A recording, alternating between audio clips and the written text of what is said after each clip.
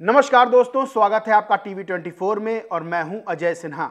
दोस्तों, क्या वही होने जा रहा है जिस बात का अखिलेश यादव को डर था? यानी जो हरियाणा में हुआ, जो मध्य प्रदेश में हुआ, जो जम्मू कश्मीर में अखिलेश यादव के साथ कांग्रेस ने किया, क्या अब वही चीज महाराष्ट्र में होने जा रही है?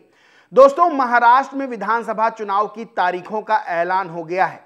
20 नवंबर को वोटिंग होगी, 23 नवंबर को नतीजे सामने आ जाएंगे। उससे पहले सभी राजनीतिक दल महाराष्ट्र में अपनी अपनी जीत दर्ज करने के लिए तैयारियों में जुटे हैं। लेकिन एक बार फिर से सवाल ये खड़े हो रहे हैं कि क्या कांग्रेस वही रवैया अपनाएगी महाराष्ट्र में समाजवादी पार्टी के साथ, जो उसने हरियाणा में, जो उसने मध्य प्रदेश में और जो उसने जम्मू कश्मीर में अपनाया था? क्योंकि उत्तर प्रदेश में तो हम साथ साथ हैं, कांग्रेस समाजवादी पार्टी से कहती है, और उत्तर प्रदेश से बाहर निकलते ही कांग्रेस जो है समाजवादी पार्टी को सीधा संदेश देती है कि हम आपके हैं कौन। सबको याद है कि मध्य प्रदेश विधानसभा चुनाव के दौरान क्या हुआ था, जब कमलनाथ ने अखिलेश को अखिलेश वखिलेश कहा था। सबको पता है कि हरियाणा में अखिलेश यादव को लेकर, समाजवादी पार्टी को लेकर दीपेंद्र सिंह हुड्डा ने क्या बयान दिया था। उन्होंने कहा था कि हरियाणा में समाजवादी पार्टी का जनाधारी नहीं है। और जम्मू कश्मीर में समाजवादी पार्टी के साथ कांग्रेस ने क्या किया, यानी कांग्रेस ने नेशनल कॉन्फ्रेंस के साथ गठबंधन किया और समाजवादी पार्टी को वहां अकेला छोड़ दिया और मजबूरन समाजवादी पार्टी को जम्मू कश्मीर में चुनाव लड़ना पड़ा था कुछ सीटों पर, और बिना साइकिल चुनाव चिन्ह के साथ। अखिलेश यादव पहले ही ये बात कह चुके हैं कि उनका जो अगला लक्ष्य है, यानी वो चाहते हैं कि समाजवादी पार्टी अब राष्ट्रीय दर्जा प्राप्त करे। हर कोई राजनीतिक दल, क्षेत्रीय दल ये चाहता है कि उसको राष्ट्रीय दर्जा मिले। और लोकसभा चुनाव में जिस तरह से समाजवादी पार्टी का प्रदर्शन रहा, जिस तरह से अखिलेश यादव ने अपनी परफॉर्मेंस दिखाई है, जिस तरह से बीजेपी को समाजवादी पार्टी ने बड़ा झटका देते हुए 37 सीटें हासिल की, वो ये बताने के लिए काफी है कि समाजवादी पार्टी उत्तर प्रदेश में अपनी क्या ताकत रखती है। और सबसे बड़ी बात यह है कि समाजवादी पार्टी ने कांग्रेस के साथ गठबंधन करके चुनाव उत्तर प्रदेश में लोकसभा का लड़ा और कांग्रेस को इसका फायदा मिला और कांग्रेस के भी 6 सांसद उत्तर प्रदेश से चुनकर लोकसभा पहुंचे हैं। सबसे बड़ी चीज यह है कि जहां अखिलेश यादव उत्तर प्रदेश में अपना बड़ा दिल दिखाते हैं, तो वहीं उत्तर प्रदेश के बाहर हर बार कांग्रेस समाजवादी पार्टी को कथित तौर पर गच्चा देती हुई नजर आती है। लेकिन इस बार महाराष्ट्र में भी क्या कांग्रेस समाजवादी पार्टी को धोखा देने कथित तौर पर जा रही है, यह बड़ा सवाल खड़ा होता है। लेकिन इस बार समाजवादी पार्टी, और यूं कहें तो अखिलेश यादव ने बात ठान ली है कि अब की कांग्रेस अगर ऐसा कुछ करती है तो समाजवादी पार्टी पूरी तरह से काउंटर अटैक करने को तैयार है। और इसीलिए अखिलेश यादव अब महाराष्ट्र में चुनावी बिगुल फूंकने खुद जा रहे हैं, खुद अपनी ताकत दिखाने जा रहे हैं। अखिलेश यादव 18 और 19 अक्टूबर को महाराष्ट्र के 2 दिवसीय दौरे पर हैं और इस दौरान मालेगांव और धुले में पार्टी कार्यकर्ताओं को संबोधित करेंगे, वहां पर जो है जनसभाओं को संबोधित करेंगे।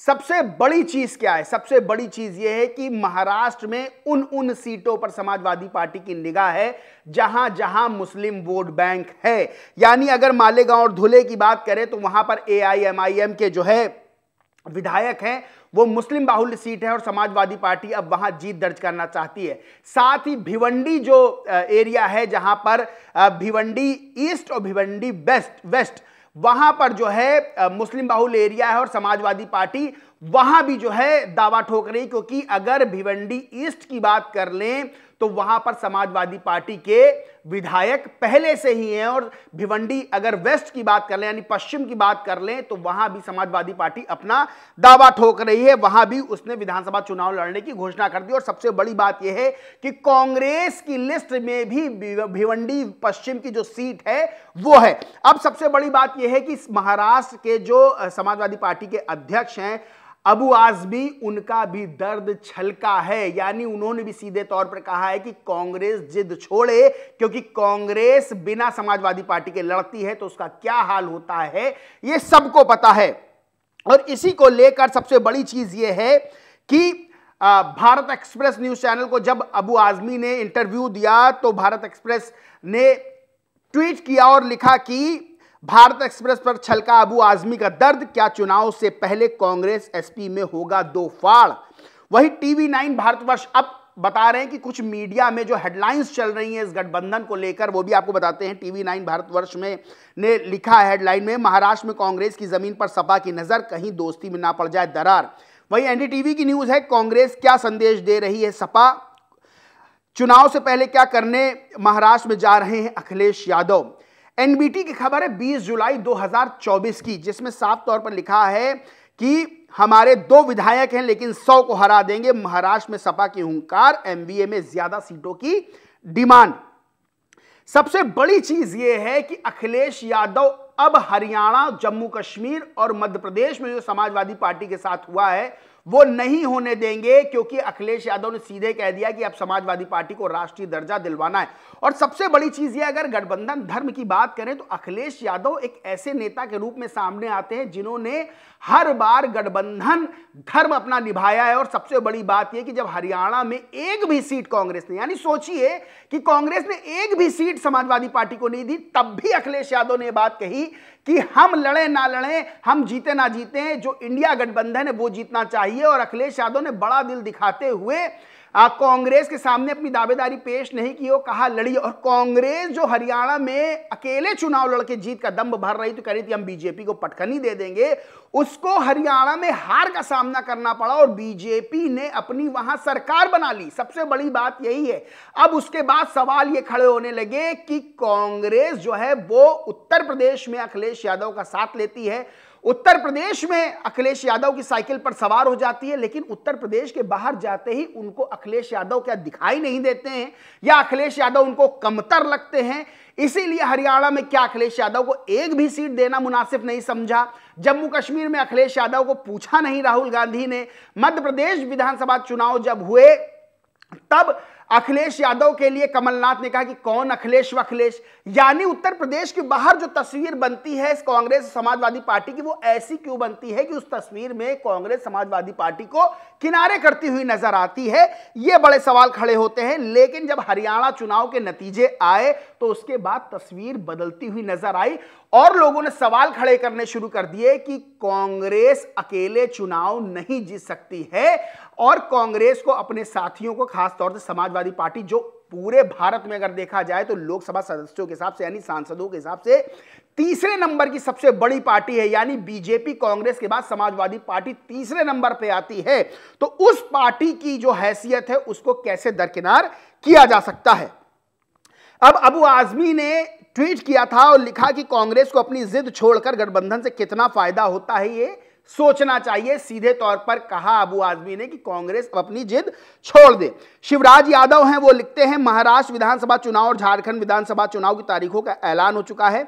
महाराष्ट्र चुनाव में कांग्रेस से सीट शेयरिंग को लेकर अब भी माथापच्ची चल रही है। क्या कांग्रेस पार्टी मध्य प्रदेश और हरियाणा की हार से सबक लेगी या फिर अपने घमंड में मस्त रहेगी। वहीं अनिल नाम के ट्विटर यूजर हैं, उनका ट्वीट है हरियाणा में हार के बाद, उन्होंने ट्वीट किया था कांग्रेस की हार के बाद कि हरियाणा में हार के बाद कांग्रेस की पोजीशन में गिरावट आई है। सूत्रों के हवाले से पक्की खबर है, यूपी के विधानसभा उपचुनाव में समाजवादी पार्टी कांग्रेस को 10 में से सिर्फ 1 सीट देगी, वो भी गाजियाबाद में। समाजवादी पार्टी ने साफ कह दिया है कि 1 सीट लेनी है तो लो, नहीं तो रास्ता नापो।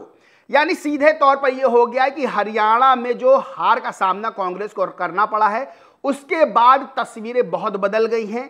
कांग्रेस जिस तरह से उत्तर प्रदेश के बाहर समाजवादी पार्टी को हल्के में ले रही, तो समाजवादी पार्टी अब सीधा संदेश दे रही है कि भैया हमें हल्के में मत लो, क्योंकि अकेले लड़के वो तुम देख चुके हो महाराष्ट्र, मध्य प्रदेश और हरियाणा और जम्मू कश्मीर में। जम्मू कश्मीर में भी नेशनल कॉन्फ्रेंस सबसे बड़ा राजनीतिक दल बन के उभरी है और सबसे बड़ी बात यह है कि 6 सीटें खाली जम्मू कश्मीर में कांग्रेस के हिस्से आई हैं। अब उत्तर प्रदेश में उपचुनाव होने हैं, उपचुनाव को लेकर भी समाजवादी पार्टी ने 6 सीटों पर अपने प्रत्याशी घोषित कर दिए हैं। सीधा संदेश कांग्रेस को दे दिया है कि अब दबाव की राजनीति समाजवादी पार्टी के साथ उत्तर प्रदेश में नहीं चलेगी और महाराष्ट्र को लेकर भी साफ कर दिया है कि महाराष्ट्र में भी सम्मानजनक सीटें देनी होंगी कांग्रेस को, नहीं तो अखिलेश यादव 18-19 अक्टूबर को जो महाराष्ट्र का दौरा कर रहे हैं वो सीधा यही संदेश दे रहे हैं कि कांग्रेस समाजवादी पार्टी को कमतर ना आके, क्योंकि अगर समाजवादी पार्टी की मांगी हुई सीटें कांग्रेस नहीं देती है तो इस बार समाजवादी पार्टी कांग्रेस से भिड़ने को पूरी तरह से तैयार है, क्योंकि अभी हाल फिलहाल के दिनों में देखें, अगर पिछले बीते हुए चुनाव में देखें तो अखिलेश यादव बड़ा दिल कांग्रेस को दिखा चुके हैं। हर चुनाव में अखिलेश यादव ये बात कहते हैं कि भाई इंडिया गठबंधन जीतना चाहिए, लेकिन बदले में कांग्रेस की तरफ से उत्तर प्रदेश को अगर छोड़ दे तो उत्तर प्रदेश के बाहर यही होता है कि हम आपके हैं कौन, यानी समाजवादी पार्टी को कांग्रेस किनारे कर देती है और मजबूरन समाजवादी पार्टी को जो है एक चेहरा कांग्रेस का देखना पड़ता है और अपने लिए जो है एक जो रास्ता बनाने के कोशिश कर रही समाजवादी पार्टी उसका इंतजार करना पड़ता है, क्योंकि कांग्रेस की तरफ से हर बार अखिलेश यादव और समाजवादी पार्टी को हरी बत्ती की जगह लाल बत्ती दिखा दी जाती है। लेकिन महाराष्ट्र में अगर ऐसा कुछ होता है कांग्रेस की तरफ से तो अखिलेश यादव के तेवर बता रहे हैं, समाजवादी पार्टी के तेवर बता रहे हैं कि अब की कांग्रेस की महाराष्ट्र में गठबंधन को लेकर जो हमेशा से अपनी चलती है, यानी हम अपने साथी को सीट दें ना दें, हमारे साथी जो है हम पे बहुत डिपेंडेंट हैं, तो वो चीज महाराष्ट्र में होती हुई समाजवादी पार्टी के साथ